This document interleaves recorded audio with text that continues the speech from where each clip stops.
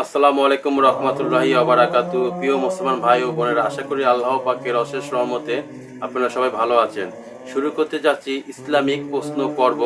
আজকের প্রশ্ন হচ্ছে গিয়ে, অসুস্থ ব্যক্তির জন্য রোজা রাখা, নামাজ পড়া, কোরআন খতম করলে জায়েজ কিনা?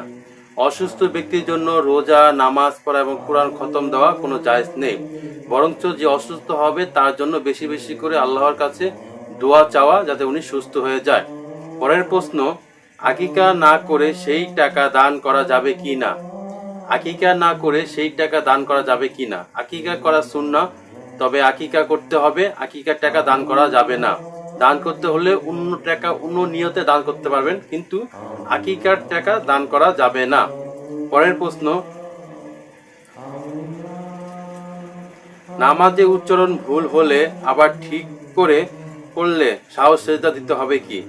নামাজ পড়ার সময় যদি সূরা কালাত উচ্চারণ ভুল হয়, তাহলে এটা শিখতে হবে, সঠিকটা শিখতে হবে। তার জন্য সাহস সেজদা দেওয়ার কোনো দরকার নেই।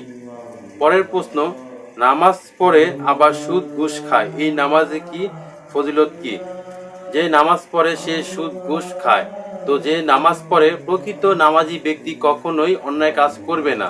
যারা নামাজ পড়ে সুদ ঘুষ খায়, তাহলে বুঝতে হবে তার নামাজে দুর্বলতা রয়েছে, সুতরাং এই নামাজ আল্লাহর দরবারে কবুল হবে না।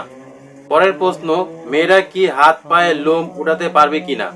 মেয়েরা নাভির নিচে এবং বগলতলা লোম কেটে ফেলতে হবে, এবং হাত এবং পায়ের লোম কাটতেও পারে, না কাটলেও পারে।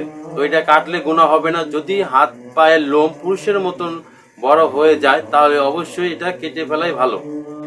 পরের প্রশ্ন, পিরিয়ড শেষ হওয়ার পর জামা কাপড় ধৌত করতে হবে নাকি না ধুয়ে নামাজ পড়তে পারবে কিনা? মাসিক হওয়ার পর মেয়েরা সেই জামা কাপড় পরিষ্কার না করে কি নামাজ পড়তে পারবে? না, নামাজ পড়তে পারবে না। অবশ্যই সেই জামা কাপড় পরিষ্কার করে তারপরে নামাজ পড়তে হবে। সেই অপরিষ্কার জামা কাপড় দিয়ে নামাজ পড়লে নামাজ হবে না। পরের প্রশ্ন, সন্তান জন্মগ্রহণ করলে ওই ঘর 40 দিন নাপাক থাকে, 40 দিন কি নামাজ পড়া যাবে না? না, এটা এক ধরনের কুসংস্কার, সমাজে প্রচলিত কুসংস্কার। সন্তান যে ঘর জন্ম নেয় সেই ঘর কখনোই নাপাক হয় না, এরা কুসংস্কার। পরের প্রশ্ন, পালিয়ে বিয়ে করা জায়েজ কিনা? পালিয়ে বিয়ে করা জায়েজ কিনা? পালিয়ে বিয়ে করলে উভয় যদি প্রাপ্তবয়স্ক হয়, তাহলে সে বিয়ে করতে পারে, তার জায়েজ হবে। কিন্তু পালিয়ে বিয়ে করলে বাবা মা বা গার্জেনের অনুমতি ছাড়া বিয়ে করে, তখন তাদের মনে কষ্ট পায়, আর মানুষের মনে কষ্ট তো এক ধরনের পাপ, গুনাহের কাজ। সুতরাং পালিয়ে বিয়ে করলে বিয়ে তো হবে, কিন্তু গুনাহ হয়ে যাবে। পরের প্রশ্ন, মসজিদে প্রবেশের পর 2 রাকাত নামাজ কি সুন্নত নাকি নফল? মসজিদে ঢোকার পর 2 রাকাত ওযু করে নামাজ পড়া হলো নফল। পরের প্রশ্ন, মনের মধ্যে শিরিক যুক্ত চিন্তা থাকলে গুনাহ হবে কি?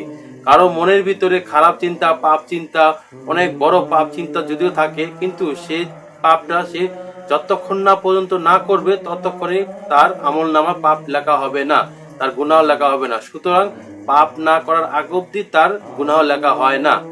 পরের প্রশ্ন, নাটক বা সিনেমা দেখলে কি রোজা ভেঙে যায়?